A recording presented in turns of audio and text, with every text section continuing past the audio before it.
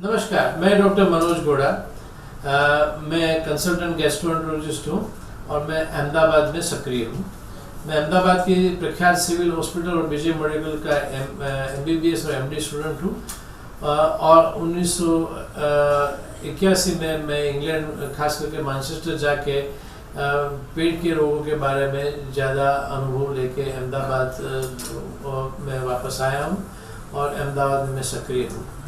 अगर colitis, Crohn's disease या तो पेट के कोई भी रोग के बारे में आपको मैं मदद कर सकता हूं तो मुझे खुशी होगी। नमस्कार डॉक्टर साहब, आजकल अल्सरेटिव कोलाइटिस के बारे में बहुत कुछ सुनने को मिलता है, तो आखिर में ये अल्सरेटिव कोलाइटिस है क्या? अल्सरेटिव कोलाइटिस ये बड़ी आंत, जिसको कोलन कहते हैं, उसकी सूजन को कहा जाता है।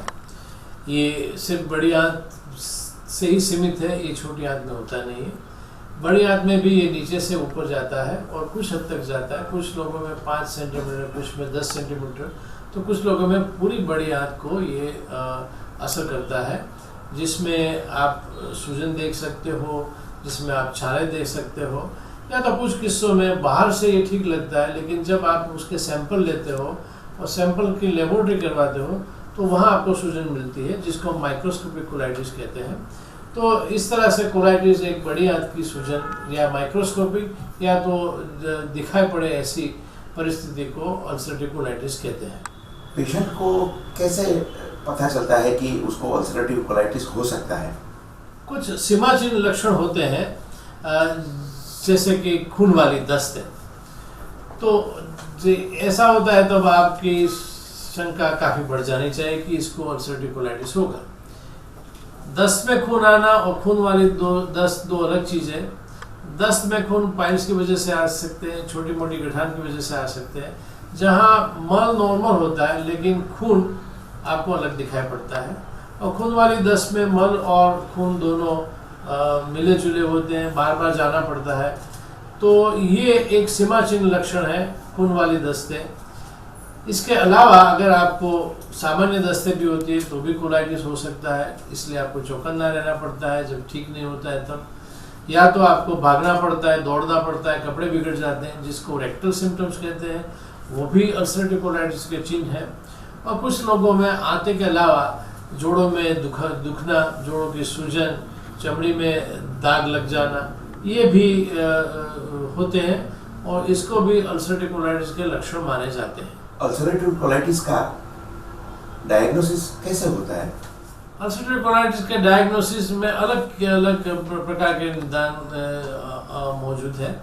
जो सीमाचिन्ह करते हैं, गोल्ड स्टैंडर्ड लक्षण कहते हैं, वो है कोलोनोस्कोपी, या तो पीछे से की जाती है एंडोस्कोपी, जहां आप देख सकते हो आंते को, उसमें सूजन देख सकते हो, उसमें छाले देख सकते हो, उसमें ब्लड देख सकते हो, या तो बायोप्सी में आप सूजन देख सकते हो। तो इसको गोल्ड स्टैंडर्ड कहा जाता है और इसमें अगर आपको कोलाइटिस लगता है तो उसको कोलाइटिस है। इसके अलावा आप मल की जांच करवा सकते हो, जिसमें आपके पस सेल्स ज़्यादा मिलते हैं, रक्तकण ज़्यादा मिलते हैं, या तो कालप्रोटेक्टिन नाम का एक केमिकल है, उसकी मात्रा भारी बढ़ जाती है, तो तभी भी आप निदान की शंका कर सकते हो कि यहाँ कोलाइटिस होने की संभावना है। ये पक्का नहीं है, लेकिन यहाँ संभावना आप देख सकते हो। और जहाँ ये मौजूद नहीं, वहाँ बेरियम या तो CT स्कैन की मदद से भी अल्सरेटिव कोलाइटिस का निदान हो सकता है। तो ये सारे टेस्ट जहाँ जैसे उपलब्धि है उसके हिसाब से आप करके इसके निदान कर सकते हो। अल्सरेटिव कोलाइटिस के लिए उसकी ट्रीटमेंट में कौन कौन सी दवाओं का इस्तेमाल होता है?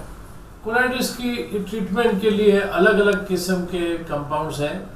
सबसे सामान्य है 5-एमाइनोसैलिसिलिक एसिड, जिसको 5-ASA कंपाउंड कहते हैं।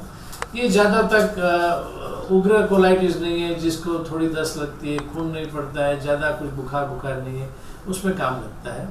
जिसको उग्र कोलाइटिस है, जहाँ खून पड़ता है, खून की दस्तें होती है, बुखार आता है, जोड़ों में दर्द या तो सूजन आती है, तो उसमें कॉर्टिकोस्टेरॉइड नाम की दवाई का उपयोग होता है।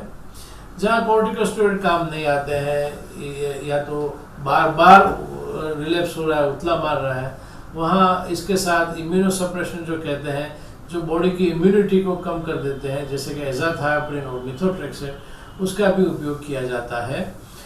इसके आगे चलते हैं तो नई ग्रुप की दवाएं आई है बायोलॉजिकल्स, जो भी काफ़ी कामयाब होती है, कुछ मरीजों में तो बहुत कामयाब होती है। तो जहाँ कंट्रोल में नहीं आता है कॉर्टिकोस्टेरॉइड से, या तो बार बार उथला मारता है, वहाँ बायोलॉजिकल यूज़ कर सकते हो। बच्चों में खास करके जहाँ आप कॉर्टिकोस्टेरॉइड देते हो तो उनकी ग्रोथ का, विकास का ठप हो जाने की पूरी संभावना है, तो वहाँ बायोलॉजिकल्स का उपयोग काफ़ी ज़्यादा होता है। तो ये सब अलग अलग जैसे सिनेरियो है उसके हिसाब से आप अलग अलग दवाई यूज़ कर सकते हो। भोजन का कोई रोल है इस डिजीज में, यानी कि पेशेंट को क्या खाना चाहिए, क्या नहीं खाना चाहिए? मेरे हिसाब से हमारे देश में लोगों को खान पान को हर रोग से जोड़ना उचित लगता है। तो हाँ, मैं कहूँगा कुछ चीज़ें आप अवॉइड कीजिए, जैसे कि मिर्च मसाले वाली चीज़ें जो मैं और आपको भी कोई रोग नहीं है तो भी डिस्टर्ब करती है, तो वो चीज़ समझदारी से मत खाए। ज़्यादा स्पाइसी चीज़, गार्लिक वाली चीज़ें, ऐसी चीज़ें शायद आप अवॉइड कर सकते हो, मिर्ची वाली चीज़ें। दूध के बारे में मत बताता है, कुछ लोग कहते हैं दूध पियो, कुछ लोग कहते हैं कि दूध मत पियो, लेकिन मेरा मानना है कि अगर आपको दूध सूट नहीं होता है तो मत पीना, वरना दूध आप ले सकते हो। कुछ अलग सिस्टम है नेचुरोपैथी वगैरह में, जहाँ कुछ लोग आपको 2 लीटर दूध पर ही रखेंगे महीनों तक, तो आप देख सकते हो कि कितना भारी मतमतांतर है। लेकिन आपको सीधा रखना है, तो आपको अगर सूट नहीं होता है दूध तो मत पीना, वरना दूध ले सकते हो। दूसरा, ज़्यादा कच्चे खुराक भी मत लेना, जिसको पचाने के लिए हाथों को ज़्यादा मेहनत करनी पड़े जब तक आप ठीक न हो जाए। तो इस तरह से कॉमन सेंस से आप खान पान में फ़र्क कर सकते हो। डॉक्टर साहब, योग और ध्यान का आजकल बहुत चर्चा होता है, तो क्या इस रोग में कुछ फ़ायदा कर सकता है? मेरा मानना है कि योग और ध्यान एक ये उपचार के एक अभिन्न अंग है। ये रोग ऐसे होते हैं कि जहाँ लोग काफ़ी स्ट्रेस में होते हैं, काफ़ी तनाव में होते हैं, और तो योग और ध्यान आपको ये तनाव के सामने लड़ने की या तो झेलने की शक्ति देते हैं, और इसका कोई आड़ असर नहीं है, इसकी कोई खर्चा नहीं है, घर पर कर सकते हो, कहीं जाने की ज़रूरत नहीं है। तो मैं मानता हूँ कि योग और ध्यान एक इसका ट्रीटमेंट का अहम हिस्सा है। पेशेंट की सेक्सुअल लाइफ में इस रोग का कोई असर है? जातीय जीवन में, लग्न जीवन में इस रोग का सीधा असर नहीं होता है, लेकिन जैसे आप जानते हो, आप बीमार हो, आपकी तबीयत ठीक नहीं है, आपको चिंता होती रहती है कि मैं कब ठीक होऊंगा, ये कैसे कंट्रोल में आएगा, तो इस तनाव के हिसाब से लोग मानते हैं कि वैवाहिक जीवन पर असर पड़ती है, लेकिन सीधी तरह से मैं नहीं मानता हूँ कि इससे कोई असर। ड्यूरिंग प्रेगनेंसी ये दवाइयाँ क्या ली जा सकती है?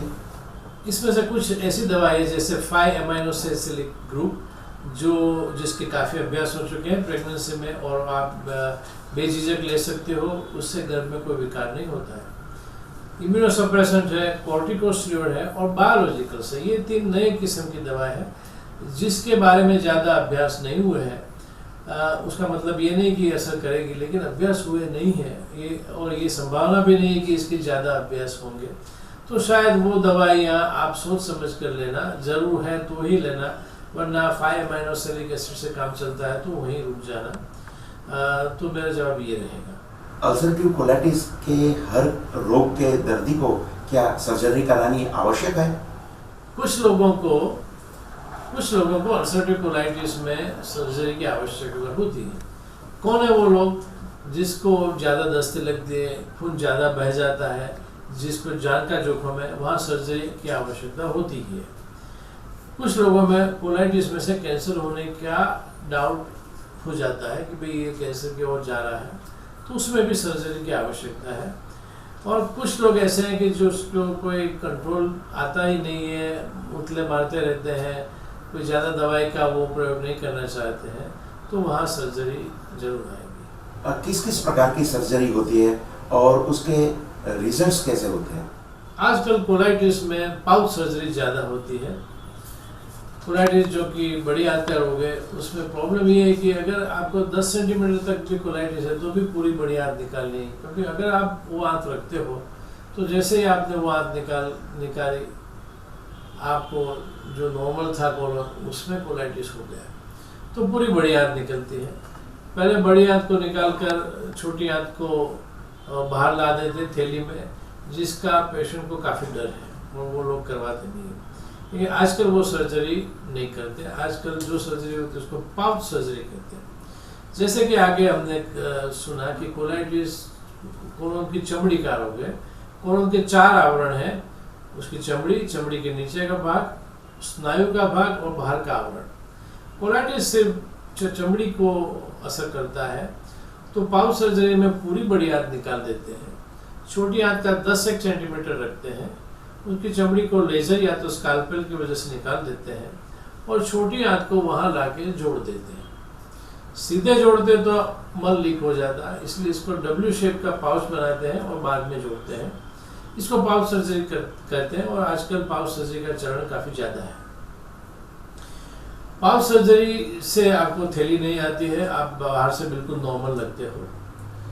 कुछ लोगों में पाउच सर्जरी के बाद पाउच में सूजन आ जाती है, तो उसके लिए कुछ अच्छी दवाइयाँ हैं, लेकिन उस दवाइयों के बावजूद भी कुछ लोगों को पाउच सर्जरी में सूजन चली जाती नहीं है, वो वहीं के वहीं रहती है। उन लोगों के पास 2 रास्ते हैं, या तो पाउच निकाल के थैली पर आ जाइए, मानसिक जो बाधा है उसके अलावा उसमें कोई नुकसान नहीं है, या तो आप दवाई करते करते पाउच में थोड़ी सूजन के साथ जीना सीख जाइए। तो इस प्रकार से सर्जरी आजकल की जाती है। इस सर्जरी के बाद पेशेंट की सेक्सुअल लाइफ में कोई असर होता है?